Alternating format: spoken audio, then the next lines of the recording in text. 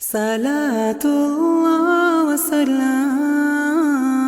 على معلم الإيمان. الحمد للہ والصلاة والسلام علی رسول اللہ اما بعد.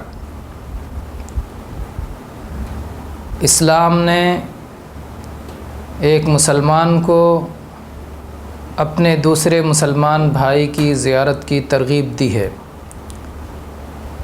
اس سے ملاقات کرنے کی، اللہ واسطے اس سے ملنے کی ترغیب اور تشویق دلائی ہے.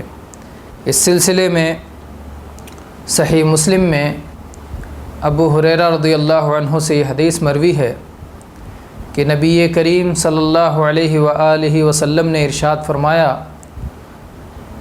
ان رجلا زار اخا له في قرية اخرى فارصد الله له على مدرجته ملكا فلما اتى عليه قال اين تريد؟ قال اريد اخا لي في هذه القرية. قال هل لك عليه من نعمة تربها؟ قال لا، غير أني أحببته في الله عز وجل. قال فإني رسول الله إليك بأن الله قد أحبك كما أحببته فيه. ایک شخص نے ایک دوسری بستی میں اپنے مسلمان بھائی کی زیارت کی. اللہ تبارک و تعالیٰ نے اس بستی کے راستے میں اس بستی سے پہلے ایک فرشتہ مقرر کر دیا. جب یہ شخص اس بھائی کے پاس پہنچا تو فرشتے نے پوچھا کہاں کا ارادہ ہے، کہاں جانا چاہتے ہو؟ کہا اس بستی میں موجود اپنے بھائی کی زیارت اور اپنے بھائی کی ملاقات کے لیے آیا ہوں. فرشتے نے پوچھا کیا اس بھائی کا تم پر کوئی احسان ہے جس کا تم بدلہ دینا چاہتے ہو؟ کہا نہیں، اس بھائی سے مجھے اللہ کی خاطر، اللہ کے واسطے محبت ہے. اس فرشتے نے جواب دیا سن لو، میں اللہ کا پیغام تم کو پہنچا رہا ہوں، میں اللہ کا قاصد ہوں کہ اللہ بھی تم سے اسی طرح محبت کرتا ہے جس طرح تم اللہ کی خاطر اپنے اس بھائی سے محبت کرتے ہو. اس سے اپنے بھائی سے اللہ کی خاطر محبت کرنے اور اللہ کے لیے اس کی زیارت کرنے اور اس کی ملاقات کرنے کی اہمیت و فضیلت کا نہ صرف اشارہ بلکہ واضح صراحت ملتی ہے. میرے بھائیو، البتہ زیارت کرنے کے اور ملاقات کرنے کے چند آداب ہیں.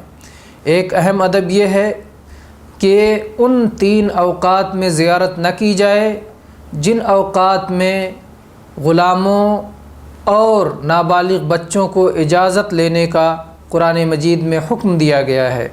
گویا یہ تینوں اوقات آرام کے وقت ہیں، راحت کے وقت ہیں، خلل اندازی نہ کرنے کا وقت ہیں. اس لیے ان اوقات میں زیارت کرنا درست نہیں ہے. اللہ تبارک و تعالیٰ نے ارشاد فرمایا یا ایھا الذین آمنوا لیستأذنکم الذین ملکت ایمانکم والذین لم یبلغوا الحلم منکم 3 مرات من قبل صلاة الفجر وحین تضعون ثیابکم من الظہیرہ ومن بعد صلاة العشاء. اے ایمان والو، تمہارے غلام اور تمہارے نابالغ بچے 3 بار تم سے اجازت لیا کریں. جب تم پر داخل ہونا چاہتے ہوں، تمہارے کمرے میں آنا چاہتے ہوں تو اجازت لے کے آئیں. ایک تو صلاۃ فجر سے پہلے، دوسرے دوپہر کے وقت میں جب تم کپڑے اپنے اتار کے قیلولہ کرتے ہو، آرام کرتے ہو، اور ایک صلاۃ عشاء کے بعد. تو 3 اوقات یہ راحت کے اوقات ہیں، اہل و عیال کے پاس رہنے کے اوقات ہیں، سونے کے اوقات ہیں. اس لیے اس میں اجازت لے کے گھر میں رہنے والے نابالغ بچوں اور غلاموں تک کو اجازت لینے کے لیے کہا گیا، کیونکہ اس کی وجہ سے آدمی تشویش میں مبتلا ہوتا ہے اور اس کی راحت میں خلل پڑتا ہے. بہرحال اس وقت کوئی نہیں چاہتا کہ کوئی اس کے ہاں آئے، اس کی زیارت اور ملاقات کو آئے اور اس کے آرام میں خلل پڑے. لیکن اگر کوئی خاص ضرورت ہو یا کسی وقت جو ہے کھانے کی دعوت پہ بلایا گیا ہو، وقت بتا کر کے اسی وقت میں دعوت دی گئی ہو، تو پھر اس وقت جا سکتے ہیں یا خاص ضرورت پہ بھی جا سکتے ہیں. چنانچہ اس سلسلے میں ہم ایک حدیث اور ایک اثر پیش کرتے ہیں، اس سے یہ معاملہ اور واضح ہو جائے گا۔ صحیح بخاری میں ام المؤمنین عائشہ رضی اللہ عنہا کی یہ حدیث، جو طویل حدیث ہجرت سے متعلق، جس کی ابتدا میں یہ بات آئی ہے کہ کم ہی کوئی دن ایسا گزرتا تھا جب نبی کریم صلی اللہ علیہ وسلم صبح یا شام کسی ایک وقت ابو بکر صدیق رضی اللہ عنہ کے گھر پہ نہ آتے ہوں۔ جب آپ کو مدینہ ہجرت کرنے کی اور مکہ چھوڑنے کی اجازت ملی تو عائشہ رضی اللہ عنہا فرماتی ہیں کہ نبی کریم صلی اللہ علیہ وسلم اس دن بوقت ظہر آئے، ہمیں حیرانی ہوئی، ہمیں تعجب ہوا۔ ابو بکر رضی اللہ عنہ کو اس کی خبر دی گئی تو ابو بکر رضی اللہ عنہ نے فرمایا اللہ کے نبی صلی اللہ علیہ وسلم اس وقت میں آئے ہیں تو ایسا معلوم ہوتا ہے کہ کوئی خاص بات ہوئی ہے، کوئی خاص واقعہ ہوا ہے۔ تو یہ وقت چونکہ زیارت کا وقت نہیں تھا، قیلولہ کا وقت تھا، اسی لیے ابو بکر رضی اللہ عنہ کو تعجب ہوا، اور اس تعجب اور حیرانی سے یہ بات معلوم ہوتی ہے کہ یہ وقت زیارت اور ملاقات کا وقت نہیں ہے۔ ایسے ہی دوسرا اثر جو عبداللہ ابن عباس رضی اللہ عنہ اپنے بارے میں فرماتے ہیں کہ جب مجھے یہ بات معلوم ہوتی کسی صحابی کے بارے میں کہ ان کے پاس نبی کریم صلی اللہ علیہ وسلم کی کوئی حدیث ہے، میں اسے سیکھنے کے لیے ان کے پاس پہنچتا۔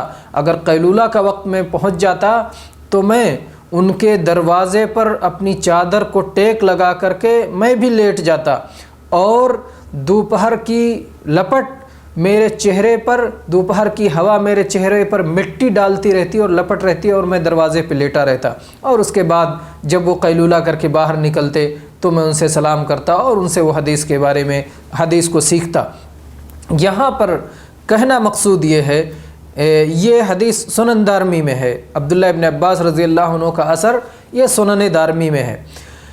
تو بہرحال یہاں کہنے کا مقصد یہ ہے کہ عبداللہ ابن عباس رضی اللہ عنہ جو علم حاصل کرنے کے اتنے حریص تھے اور اپنے اوقات کو غنیمت سمجھتے تھے، لیکن ان سب کے باوجود اگر وہ قیلولہ کے وقت میں کسی صحابی کے گھر پہنچتے تھے تو دروازہ کھول کر کے اس دروازہ کھٹکھٹاتے نہیں تھے، اس کے گھر میں جاتے نہیں تھے، یہ نہیں چاہتے تھے کہ ان کی راحت میں خلل ہو، اور بعد میں جب وقت ہو جاتا تھا تو اور صحابی از خود باہر نکلتے تھے تو ان سے تعلیم حاصل کرتے تھے۔ تو گویا یہ زیارت کا وقت وہ وقت ہونا چاہیے جس وقت میں دوسرے کی آرام و راحت میں خلل نہ پڑے۔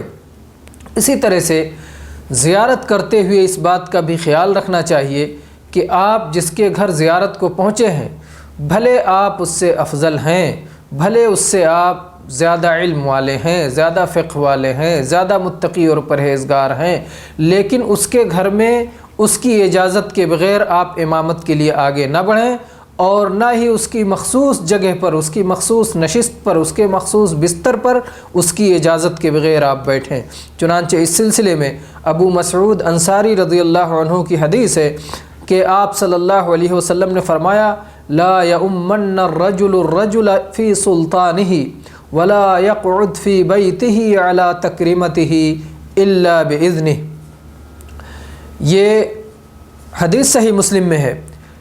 اللہ کے نبی صلی اللہ علیہ وسلم نے فرمایا کہ کوئی شخص کسی شخص کی سلطنت میں، کسی کی ملکیت میں، کسی کے گھر میں اس کی امامت نہ کرے، اور نہ ہی اس کے بستر پہ، اس کی مخصوص جگہ پر، اس کی مخصوص نشست پر اس کی اجازت کے بغیر بیٹھے۔ ظاہر بات ہے وہ اپنے گھر میں، اپنی سلطنت میں، اپنی ملکیت میں وہ زیادہ حقدار ہے، وہ خود بڑھنا چاہے آگے بڑھے، وہ کسی اور کو بڑھانا چاہے آگے بڑھائے، کوئی شخص وہاں پر تصرف نہ کرے، کیونکہ وہ اس کی اپنی سلطنت ہے، وہ اس کی اپنی ملکیت ہے، وہ اس کا اپنا مکان ہے، وہ وہاں پر جس طرح چاہے تصرف کرے۔ اور یہیں پر ایک بات یہ بھی یاد رکھے کہ زیارت کی تعداد کم یا زیادہ حسب حاجت، حسب ضرورت، حسب مودت، اور جس شخص کی زیارت آپ کر رہے ہیں اس کے احوال کے حساب سے ہونا چاہیے۔ اس سلسلے میں آپ نے ابھی ابو بکر صدیق رضی اللہ عنہ کے بارے میں حدیث سنی کہ نبی کریم صلی اللہ علیہ وسلم ہر دن صبح یا شام ان کے گھر جایا کرتے تھے۔ تو اس سے معلوم ہوتا ہے کہ ابو بکر صدیق رضی اللہ عنہ آپ کے بہت قریبی تھے، اور آپ کی زیارت سے ان کو خوشی ہی حاصل ہوتی تھی، اکتاہٹ ہونے کا کوئی سوال نہیں تھا۔ تو اس وجہ سے زیارت کرنے سے اس محبت میں اور اضافہ ہی ہوگا۔ اور البتہ جہاں تک اس حدیث کا سوال ہے جو بیان کیا جاتا ہے زرغباً تزدد حبا، کہ ناغہ دے کر کے زیارت کیا کرو، ناغہ دے کر کے ملاقات کیا کرو، اس سے محبت ہوگی، تو یہ حدیث جو ہے کلام سے خالی نہیں ہے، یہ حدیث ضعیف ہے، اس لیے جو ہے اس حدیث کو قلت زیارت کے لیے دلیل نہیں بنایا جا سکتا ہے۔ واللہ اعلم، وصلی اللہ علی نبینا وسلم، وآخر دعوانا ان الحمد للہ رب العالمین۔